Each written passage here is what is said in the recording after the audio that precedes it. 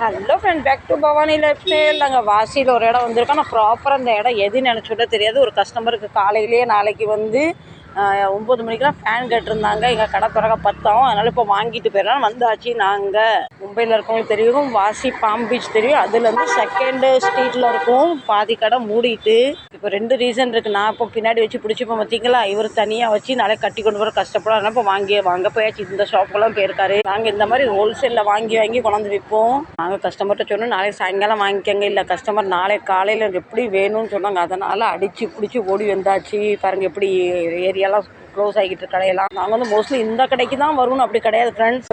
எங்களுக்கு எங்கே 10 ரூபா லாபம் இருக்குது அப்படி தான் வருவோம்.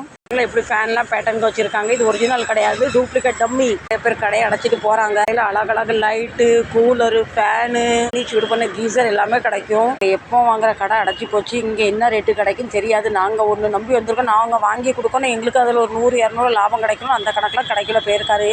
எத்தனை ஆயிரம் லைட் கிடைக்கிற எல்லாரும் சாம்பிள் பீஸ் ஒன்று ஒன்றா போட்டு எரி வச்சுருக்காங்க. ஜெகஜோதியாக இருக்குது, தீபாவளி மாதிரி இருக்குது. நம்ம அம்னாச்சி 2 ஃபேனை வாங்கிட்டு வந்துட்டார். இப்போ வீட்டில் போய் நான் உங்களுக்கு எவ்வளோ கிடச்சிருக்குன்னு சொல்கிறேன். ஃப்ரெண்ட்ஸ், நாங்கள் மார்க்கெட்டுக்கு போகணும் பார்த்தீங்களா, அந்த மார்க்கெட் வந்து சன்பாடா மார்க்கெட்டாக. இவர்கிட்ட எனக்கு தெரியாது, இவர்கிட்ட கேட்டு தெரிஞ்சுக்கிட்டேன்.